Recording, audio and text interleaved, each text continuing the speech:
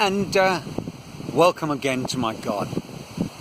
During the week, for some reason, I started thinking about Simon Sinek and his talk about the power of why. I'm not sure why I started thinking about that talk. Perhaps it was because I saw something on goal setting and it's all interconnected. I don't know. But I got to thinking about the talk, and dare I say it, perhaps it's not quite as neat and tidy as Simon makes it out to be. Now, before I go any further, you might be out there totally blissfully unaware of Simon Sinek's talk about the power of why. So I will take a brief moment to sum it up, probably eliminating all manner of important nuances and details, but there we are, needs to be done. Essentially, Simon seems to say that most of us think about how we're going to do something and what that thing is, and finally get around to considering the why we're doing it at the very end of the story. And he suggests that really successful performers kind of do it in the opposite direction. They begin with the why and lead on to the what and the how afterwards. And his major example that he gives is Apple, which is obviously a fantastically successful modern corporation. And the first thought that struck me is that it's an interesting, very neat and tidy little talk. If you've seen it, it's you may well have seen it. It's one of those multi-million view TED Talks, and it's also spun out into longer form presentations. He probably does one at Google. Most of these chaps do. And he's a consultant and a book writer, and there's a book called The Power of Why, and there we are. He's very successful at what he does, perhaps a little smug, but why not if it works for you? And that's Simon Sinek's big idea that he presented. And he presents it neatly in a sort of 3 rings, and at the very centre he puts why. Whereas traditionally at the very centre is what we're doing, and then it's how we're going to do it, and only finally do we get onto the deeper underlying why. But I think the reason we do it like that is because that's kind of how it happens. Operationally, we just do stuff, and we do it for serendipitous or what's the word I'm thinking of? Or reasons of expediency. We have a problem to solve, we come up with an idea, and we just do it because life is complicated, and for the most part, stuff happens without a lot of under the surface thought bubbling up to the surface. Now, perhaps we do need to think about the why, or rethink it, and I'll give an example. This wonderful paradise where I find myself, well, why am I here? It certainly isn't because I came here with a deeply held belief that I wanted to help this community. That is not why I came here.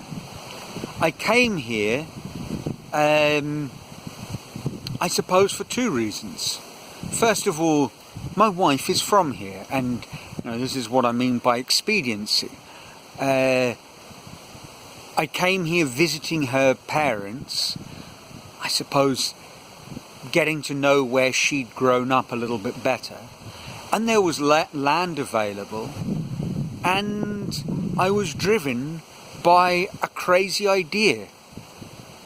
what if I built a sculpture park? And I'd thought about the idea of building a sculpture park. I suppose this is a why that's coming up, but it's a little messier than a profound why, and it is very operational. I had sculptures starting to pile up, and I wanted to build big sculptures. So where the hell do you put them?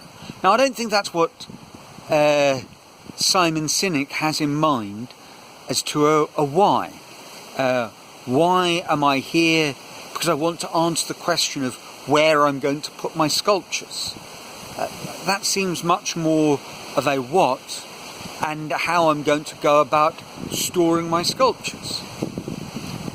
Over time, these kind of deeper ideas, deeper, more socially driven, more meaningful ideas, dare I say it, started to unfold. But the whole plan began with a very simple sort of set of decisions. I mean, I say simple. Deciding that you're going to move to the northeast of Brazil wasn't a simple decision. But that wasn't a decision that I made at the beginning of the whole process. At the beginning of the whole process, it was sort of strategic, opportunistic, sometimes, decisions. And I think a lot of what we decide to do, we do in that context. I think also at the start of many fantastic ideas, there is a I want to,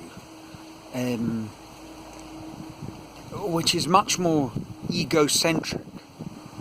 You're a little boy and you stare into the night sky. I want to go to the moon. What if I went to the moon? I want to be an astronaut. And from that might spin out into all manner of different possibilities and decisions. And later on, you might find something more profound, kind of bubbles out of that. Now, I know that if you're someone who's a fan of Simon's talk, and if you're convinced, sold on those ideas, and you may well be, because it's a very good talk, and I think they're very good ideas that he presents. You might be thinking that I've completely misrepresented what he was saying, or barely represented what he was saying. Well, that's true, and feel free to watch the talk. I'll attach a link in the description below. And perhaps I'm talking about something totally different. But it's kind of what I was thinking about at the time. And I thought, how do you reconcile these very different approaches?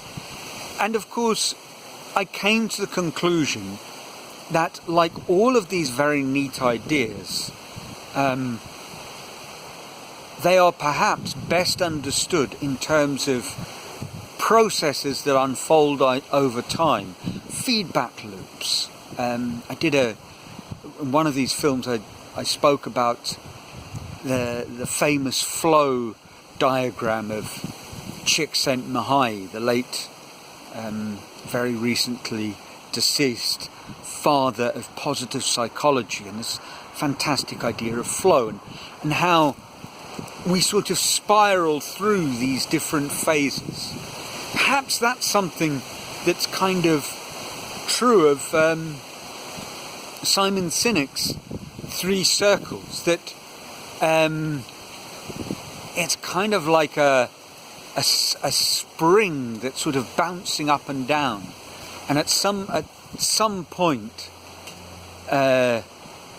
the foundation is what you're doing, and then it sort of bounces up and you discover that there's this inner ring that's supporting everything, and that's your why. The how of what you're doing is a kind of mechanism that allows you to bounce between these two levels. Maybe that's how it works. I probably need to be able to do some sort of 3D, very clever animated spring diagram. I'm not going to.